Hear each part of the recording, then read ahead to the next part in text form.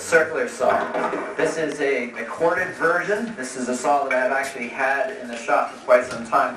So I just want to start with just showing you some of the components before we actually start using this. So first up in this one, this saw, there's a cord, it's powered, you plug it in. They do have battery operated versions. You have the blade, and then you have this upper guard, and you have a lower guard. The lower guard now is retractable with this lever right here. Next up would be the shoe, or the base or the bottom of the saw itself. This is what slides over the material in which you're cutting. On the top we have a handle. We have a handle out back. We have a handle up towards the front. Next up is this lever on the front. This allows us to adjust the bevel of the saw. So if we loosen this, you're able to go from 0 degrees to up to 45 degrees on this particular saw. On the back of the saw is the height adjustment. So if you're going through a thicker material, a thinner material, you need to adjust how far the blade goes through to the material. So if you adjust this lever, you're able to adjust then the height in which the blade, or the depth in which the blade goes through the material. I'd like to talk to you about one more thing before we talk about this saw's main uses. So when it comes to changing out the blade, each saw has its own specific tool. But if I engage the tool, you'll see that if I try to loosen this, that the blade spins. So each saw has a blade lock, what locks this out so you're able to remove the blade. This one's up front. If you could take a look, it's a little lever, and if I depress this and I spin at the same time, you'll hear it lock into place.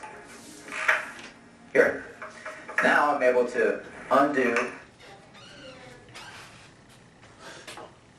It's just not good.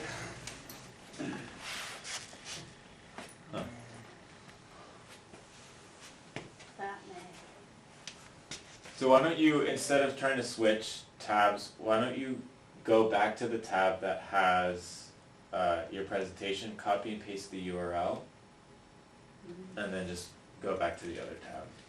So you don't have to stop casting if you can. And then, so you copy the last URL on the slideshow and then paste it. And then you can just paste it right here. Let's see. Or up there.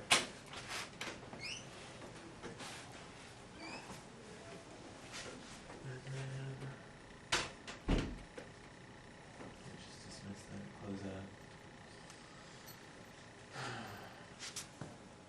Recast. So it's not even okay. I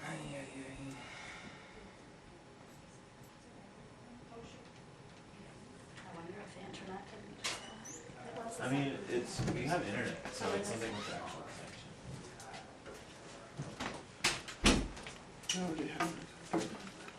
So I'm gonna, where to stop.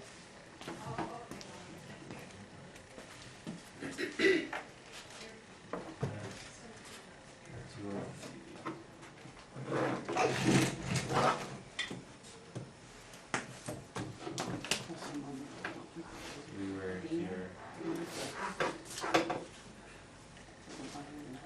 Now, so Tegan, are all those videos just like these, how to use these tools?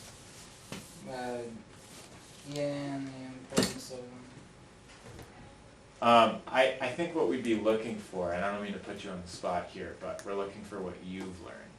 And so if you could speak to what you've learned about these tools, that would be a lot more beneficial for us. It's okay if you don't, or you're not prepared for that, because I know that wasn't part of your prepared presentation, but I don't think us watching videos of how to use these tools shows us specifically what you've learned.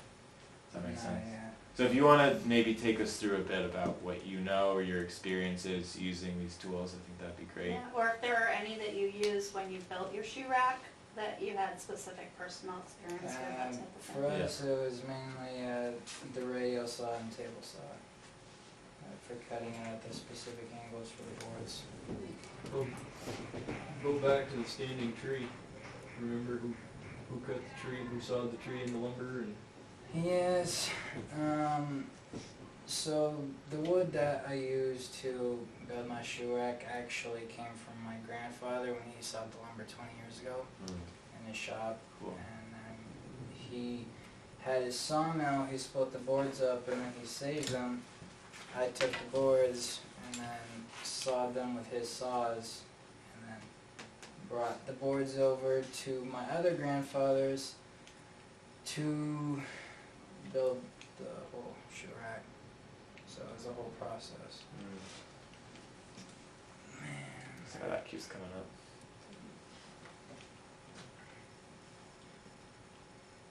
Yeah.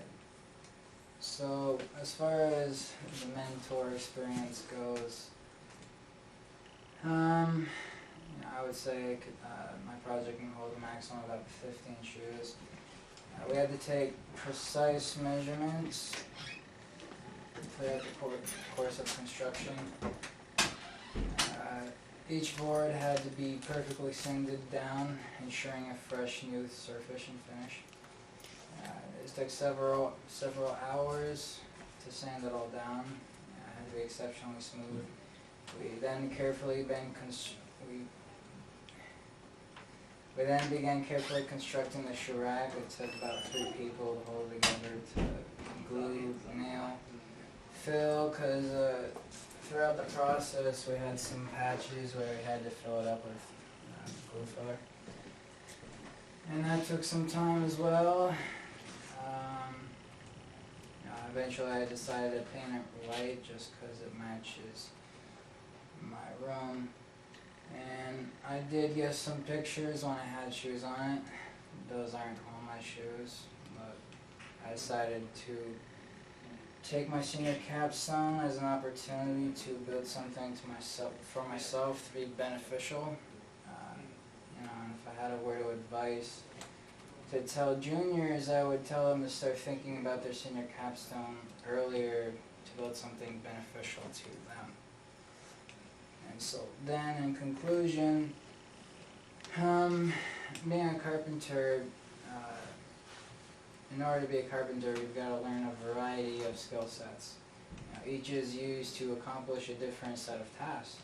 The process of constructing a house or bridge isn't going to require the same level of skill as installing a kitchen cabinet or a door. Carpenters make an average yearly salary of about $46,000 per year. That's an average of $25 an hour, while plumbers can make anywhere from $45 an hour to $200 per hour, depending on the work, environment, and so forth. And then lastly, I have all my sources and my works cited. And in conclusion, I would like to thank my mentor for taking the time out to teach me and construct my project, shoe rack. And that's all I have today. Comments, questions, concerns. And it's a rough first. Well, you stayed calm under pressure there, which you should give yourself a lot of credit for. Sometimes that can be quite something that fluster people quite a bit, so that was well done. I do have a question about your shoe rack, if you don't mind me. Oh yeah. I'm just curious about, you did decide to paint it, I'm curious about the type of wood. You mentioned it was local, it was cut near here on family property, is that? I believe so, yeah. Quite some time ago, well seasoned, sounds Yeah, like. It was cut on the family farm. His grandfather has a sawmill. He passed away in September. Yeah, But he has a sawmill and he has a 4-sided planer, so he got planed. okay. And then he has a woodworking shop as well. So he stored in his woodworking shop and sat there for at least 20 years. Yeah. And then Tegan had an idea, so he said go. And his grandfather's a little particular with his tools, or was. He didn't like people boiling them. Shoot, if you touch his tools. But he, let him use them and so forth. Wonderful. Yeah. So was this project inspired by your grandfather? A little bit. He pretty much just told me to go out and get my hands dirty, build something. So I decided to use this as an opportunity. But yeah, of course, see, and I really like your shoe rack. It looks beautiful and it's very functional. Oh, Is yeah. this something that you would like to do in the future? More carpentry work? Oh, that is an idea. Yeah, I certainly have the means, tools, and such to continue in this line of work.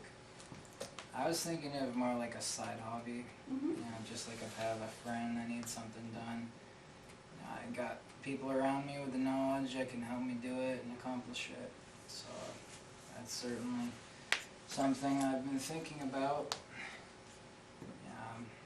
Something I'll probably do later down the road, but yeah, I think it turned out pretty good for a first run.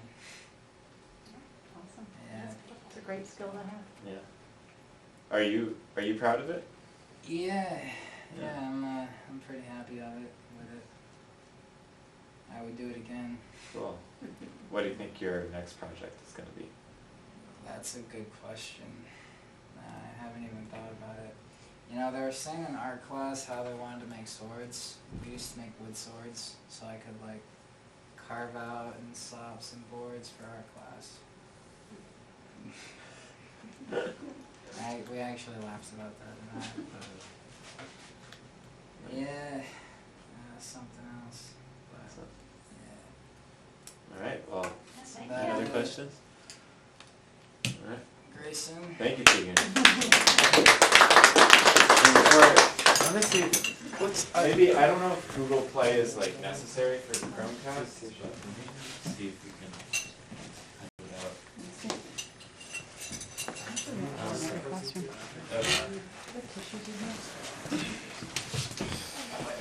Oh, there really is. Okay.